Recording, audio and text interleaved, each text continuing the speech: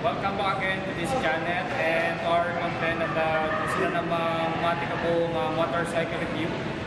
Matutunghayan natin ngayon kung saan pinuntahan ko yung kalalabas lang or kalalating lang na motorsiklo na dumating dito sa Pilipinas from Yamaha Motorcycle Corporation, which is Yamaha Aerox 155 SP or mas kilala sa tawag na Yamaha Aerox Turbo. So makikita nyo ngayon ang napaka-formato at napaka-gandang motorsiklo from Yamaha Motorcycle Corporation na magkakaroon tayo ng matindang review and absolutely sharing of some interesting facts and information about dito sa motorsiklo ito and our first impression dito sa motorsiklo ito. So let's go guys, at samahan nyo natin ako para sa panibagong vlog at panibagong motorcycle review about dito sa motorsiklo ito from Yamaha Motorcycle Corporation, which is Yamaha Aerox 155 SP or Yamaha Aerox Turbo. Let's go!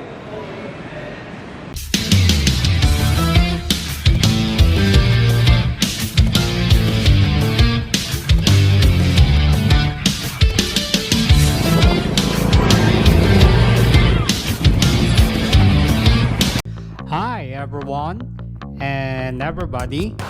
For this week content and video ay may panibagong motorcycle review na muli tayo about sa isa na namang bagong motorsiklo na talaga namang inabangan nating lahat ang bagong motorsiklong ito.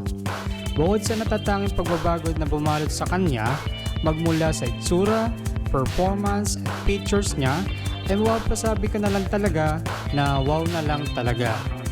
At ano nga bang motorsiklo ang tinutukoy natin for this week vlog na magiging content natin for this week?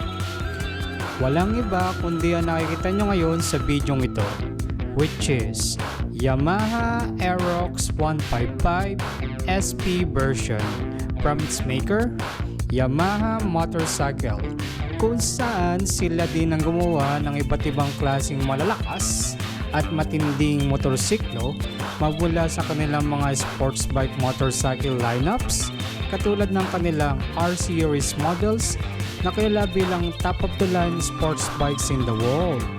Ang kanilang XSR series na kilala sa kanilang retro classical features at matipunong Cape Racer motorcycle lineups ni Yamaha.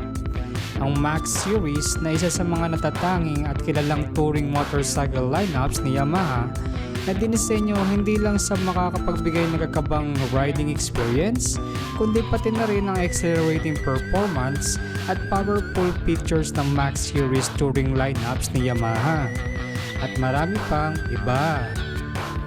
Well anyway, before we get started again to this kind of motorcycle review, pagbabahagi ng interesting facts at information about kay Yamaha Aerox version SP and showing some amazing close-up shots kay Yamaha version SP, ay nais ko po sana magpasalamat muli sa ating mga loyal subscribers, followers at viewers ng content at channel na ito. Isama na rin natin dito ang ating mga new subscribers, followers at supporters ng content na ito. Maraming salamat po sa inyo. So ayun nga, kung bago ka lamang sa channel na ito, napadaan ng content at video ito sa device na ginagamit mo ngayon at interesado ka na sa nilalaman ng content at channel na ito, abay, huwag ka na nga magalinlangan pang i-hit or i-click mo na nga ngayon dyan sa device na ginagamit mo ngayon ang subscribe button and notification bell para updated ka palagi sa mga latest content, news, posts at videos ng channel na ito. Ipinagpapauna ko na nga po muli ang pasalamat sa inyo dahil napili nyo ang channel na ito para maghatid at mag-share ng amazing at authentic content.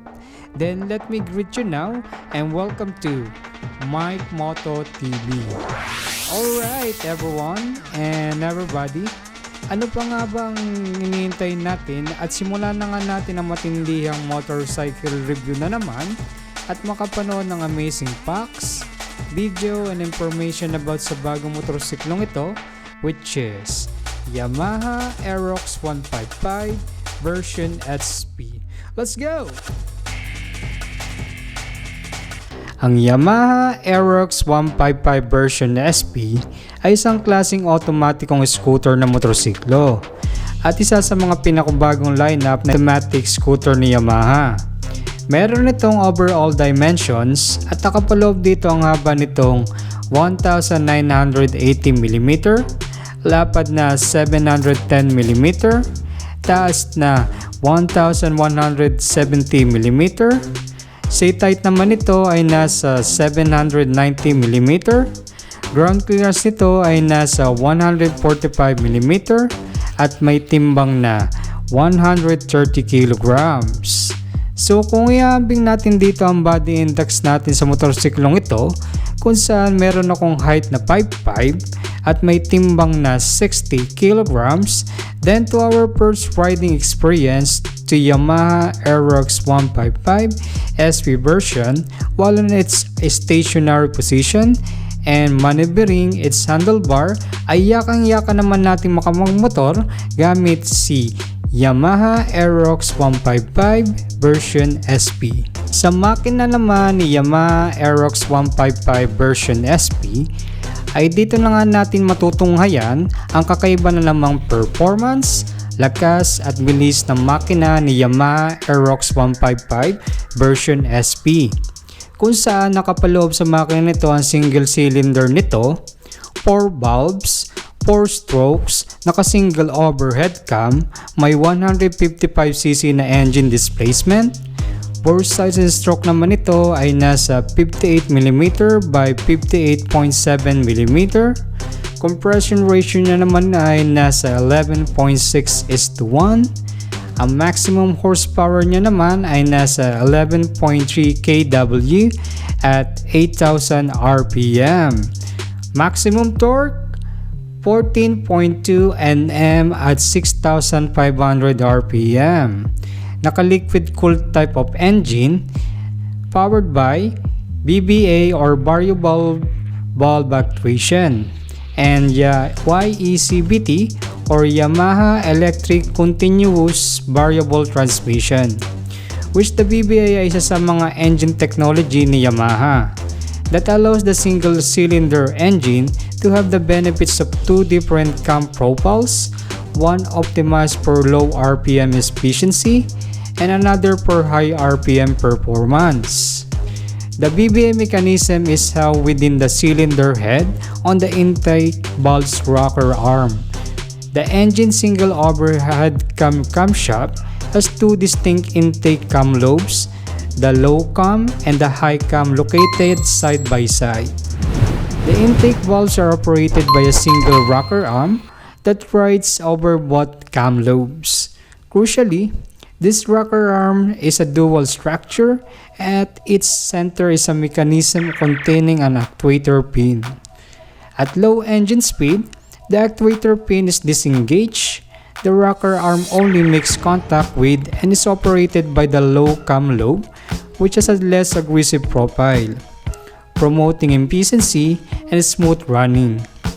When the engine control unit or ECU detects that the engine speed or RPM has crossed a specific threshold, typically around 6,000 to 7,400 RPM, it activates an electronic, magnetic, on hydraulic solenoid. This action pushes the actuator pin across the rocker arm. The now engaged pin locks the two halves of the rocker arm together, causing the entire unit to follow the profile of the more aggressive high cam lobe. This immediately increases the intake valve sleep and duration, boosting the engine's volumetric efficiency, which results in the dramatic increase in power, often felt in the mid to high RPM range.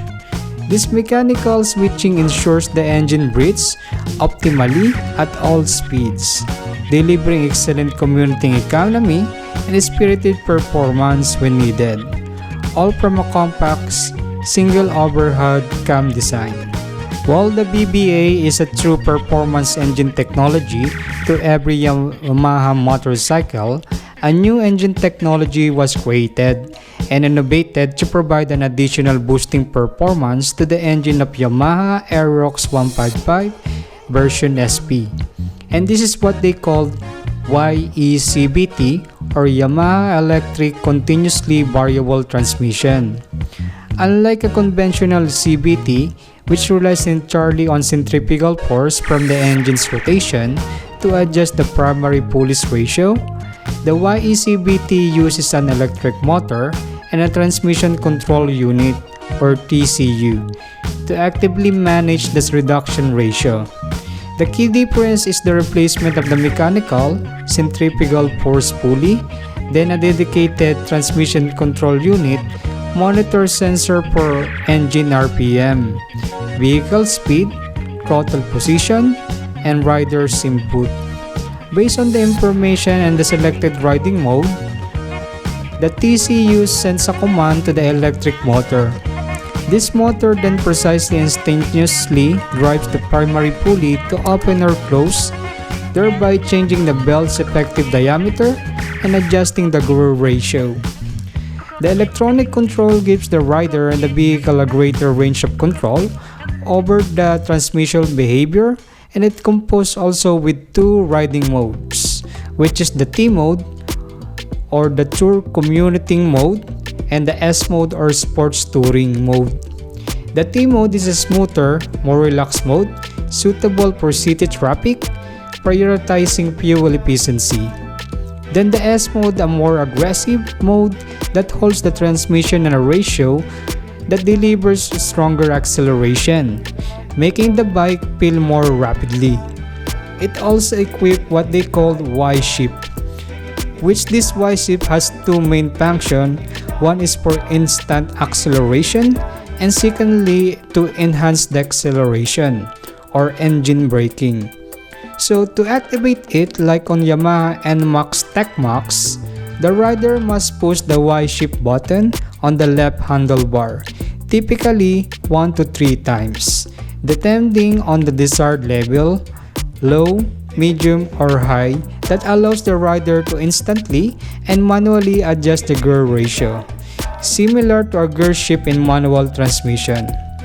Pressing the Y-Shift button can instantly downshift to provide an immediate surge of power for quicker overtaking maneuvers. Open with a selectable level. When closing the throttle, pressing the Y-Shift button can downshift to a lower ratio, which increases engine braking for better control when going downhill or approaching corners. Then sa transmission naman ni Yamaha Aerox 155 SP version, ay nandyan pa rin ang paggamit ng V-belt automatic at dry centrifugal shoe clutch powered by YECVT. Ang fueling system naman ni Yamaha Aerox 155 SP version ay nandyan pa rin ang latest trending fueling system ng mga motorsiklo ngayon, which is fuel injection and a cable throttle body which attached to it together, which this kind of fuel injection system helps improve fuel efficiency, enhance engine performance, and reduce emissions. Ang fuel tank capacity naman ni Yamaha Aerox 155 SP version ay kaya nitong makapag-imbak ng hanggang 5.5 liters of petrol, which the fuel tank is situated in the rider's side of this motorcycle, and has an amazing fuel LED cap cover nito. Isama mo pa dito ang fuel consumption ng motorsiklong nito na ayon sa mga humors ay nakakatakbo ng hanggang 40 to 48.62 km per 1 liter. Then ang engine oil capacity naman nito ay kaya makapagambak ng hanggang 1 liter of motorcycle engine oil.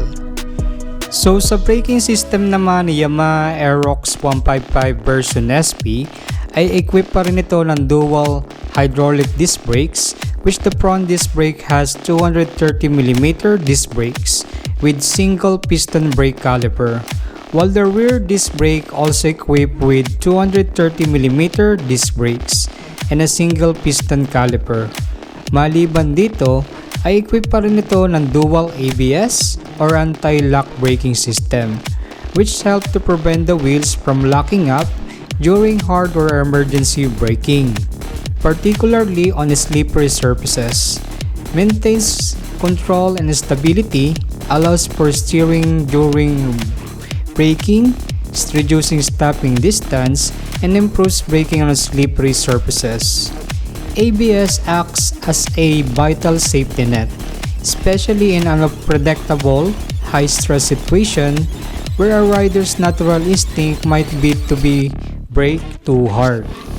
Studies consistently show that motorcycles equipped with ABS have significantly lower fatal crash rates compared to non-ABS models. The Yamaha Aerox 155 SV version is equipped also with its traction control system. It is designed to prevent the rear wheel from spinning out when the rider applies too much power, especially on low grip surfaces. It is also maximized stability and grip during acceleration by ensuring the tire doesn't exceed its available traction limit, preventing skids and crashes, safety on slippery surfaces, and managing engine power. The system uses the same wheel speed sensor as the ABS to monitor the rotational speed of the front and rear wheels. The electronic control units or ECU compares the speeds. If the rear wheel is spinning significantly faster than the front wheel, which is a strong indication of a loss of traction, the system identifies wheel slip. In milliseconds, the ECU intervenes to reduce the engine power until wheel speeds are synchronized and traction is restored. Pagdating naman sa mga wheels and tires ni Yamaha Aerox 155 SP version, ay nandyan pa rin ang quality and well-performed na mga gulong nito na idinisenyo hindi lang sa karagdagang engine at power ng motorsiklong ito, kundi magkaroon ng stability and comfortness while riding to this kind of exhilarating scooter motorcycle from Yamaha. At unahin na nga nating talakayin ang mga goma nito, which the tire type of Yamaha Aerox 155 SP version is a kind of tubeless type of tires, both front and rear tire, which is ang size ng gulong nito sa unahan ay 14, 110/80, 53P. At ang size ng gulong nito sa ulihan ay 14 din, 140/70, 62P. Then pagdating naman sa wheel type ni Yamaha Aerox version SP, ay nandyan pa rin ang isang klaseng alloy mags type of wheels. These wheels are a modern design choice for sports scooters, offering benefits like being lighter than traditional spoke wheels and being compatible with tubeless type of tires. Then ang wheelbase naman ni Yamaha Aerox 155 version SP ay nasa 1,350mm. Sa mga shock absorbers at suspensions naman ni Yamaha Aerox 155 version SP ay nandyan pa rin ang quality and well-performed suspensions nito na makakapaghatid ng kakaibang convenience at amazing riding experience habang nakasakay ka kay Yamaha Aerox 155 version SP. Kung saan ang front suspension nito ay isa pa ring klaseng telescopic fork type of suspension attached with its sporty front fender nito na nakadagdag forma palalo sa motorsiklong ito. Then ang resus shock absorber nito ay isa pa ring klaseng twin coil spring type of suspensions which is a dedicating sub-tank, and its pre-adjustable type of rear suspension na siguradong maghahatid ng kakaibang play at stability while riding to this kind of sporty scooter of Yamaha in any riding situation and road conditions. Then sa mga upuan naman ni Yamaha Aerox 155 SP version ay kitang-kita nyo naman kung gaano kalapad at kakumbinyan ang upuan nito, which is made from semi-leather fabric and is a dual step seat or two-seater type of motorcycle na maghahatid din ng kakaibang comfort and convenient habang nakasakay kay Yamaha Aerox 155 version SP. Then to our riding experience to Yamaha Aerox 155 version SP, while in its stationary position ay ramdam ko nang agad ang very relaxing na pagkakapo dito.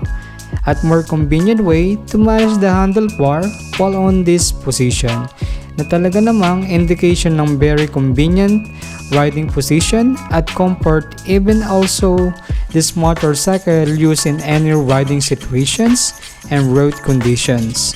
Sa ilalim naman ng upuan nito ay matatagpuan pa rin ang very spacious na compartment nito, which can fill up to 24.5 liters that can load a one full face of helmet alone.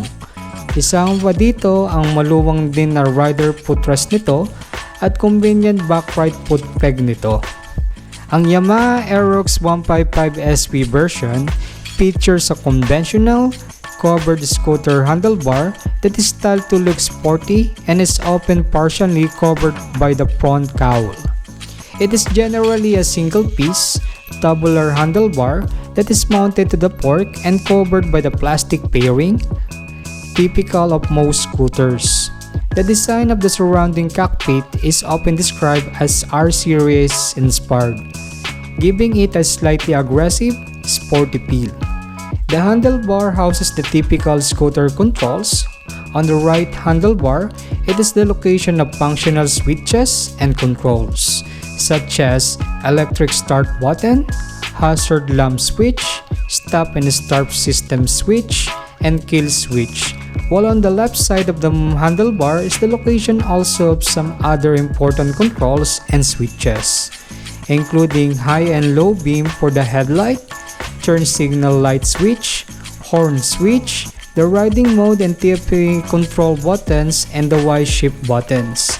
The handlebar was designed to make every rider feel the sportier way that this turbo scooter can bring, which can provide an exhilarating riding performance and speed that part of Yamaha continuous innovations to its sportier motorcycle engines.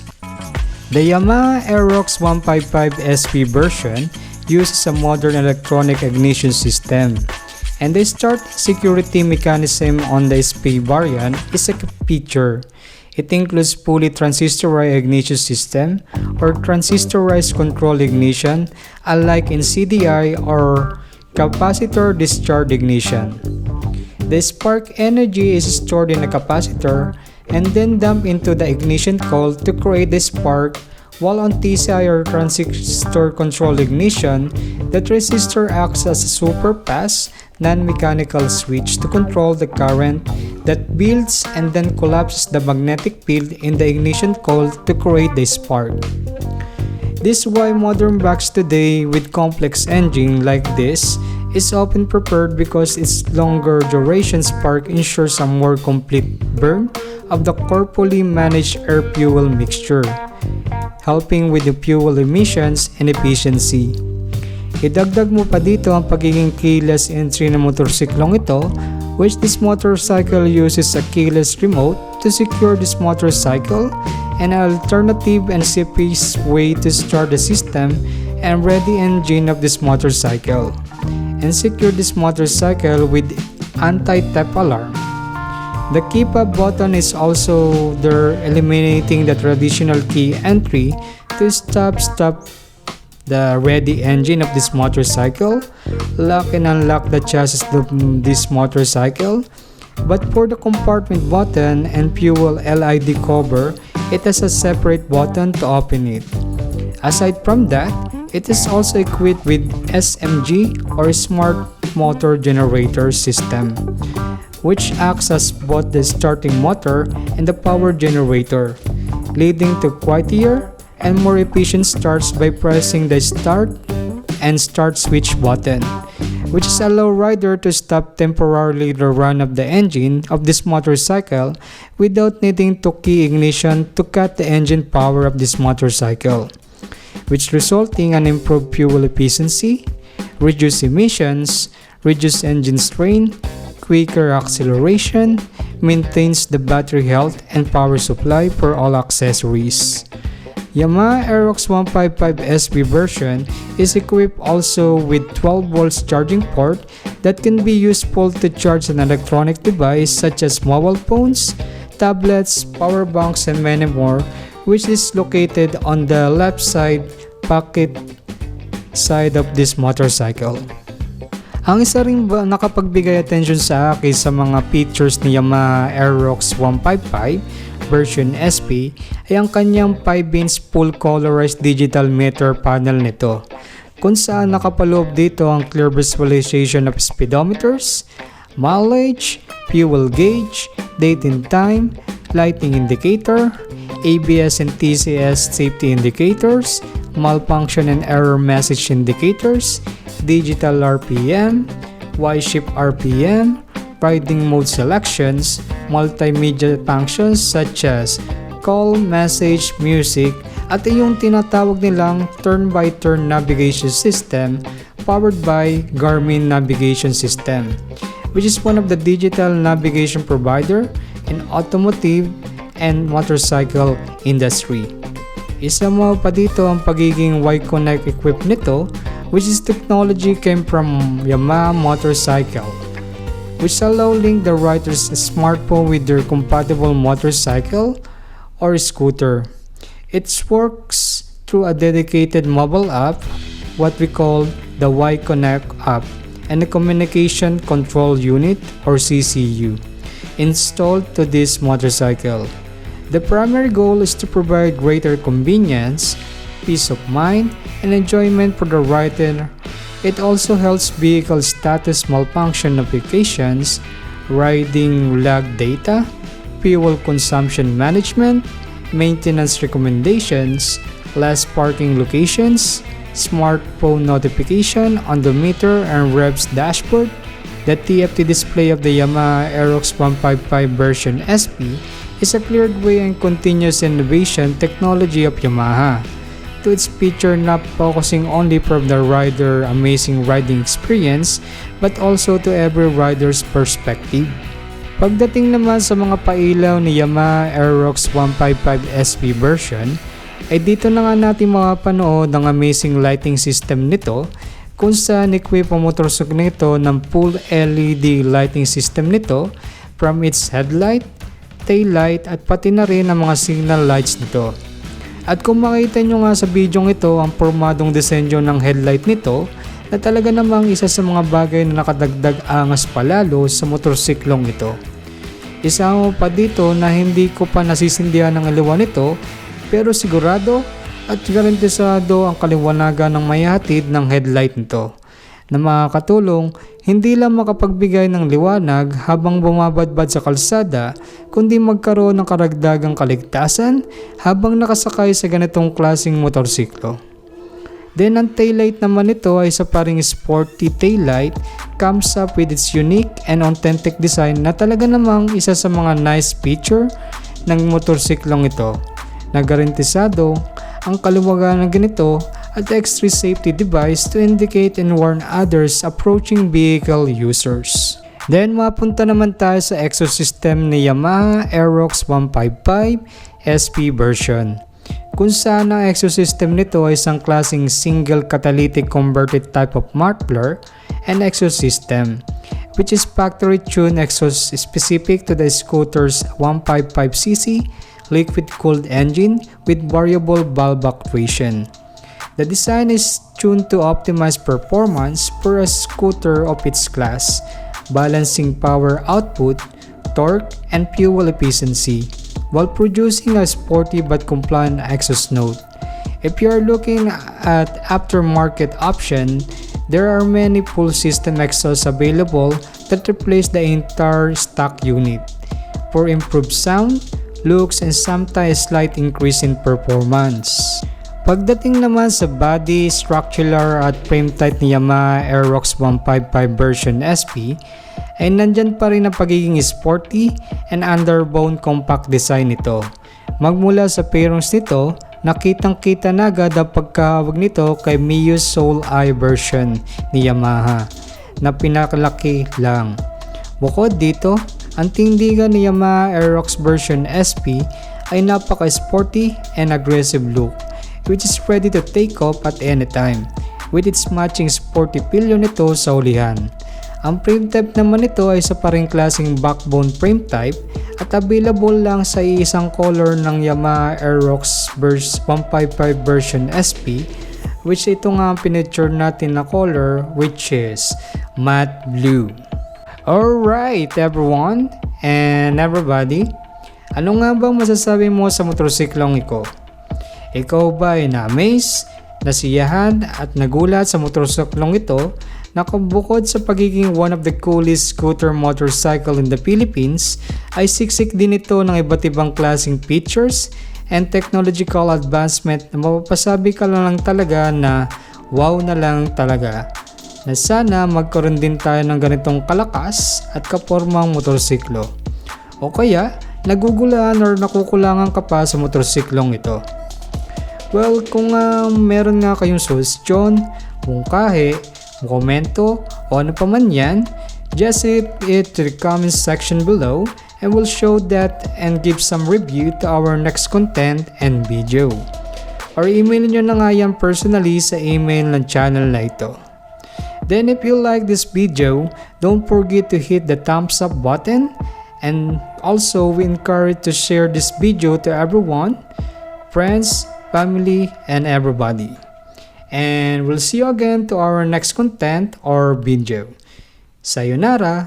Alright guys, dito na nagtatapos sa video ito about dito sa pag-review natin na motorsiklong ito from Yamaha, which is yung motorsiklong ito Yamaha Aerox 155 SP or mas kilala sa tawag na Yamaha Aerox Turbo. At makita-kita tayo sa sunod nating vlog, sunod nating content about sa channel na ito. At muli, ito si Mykmoto TV or Mykmoto Vlog. See you again guys!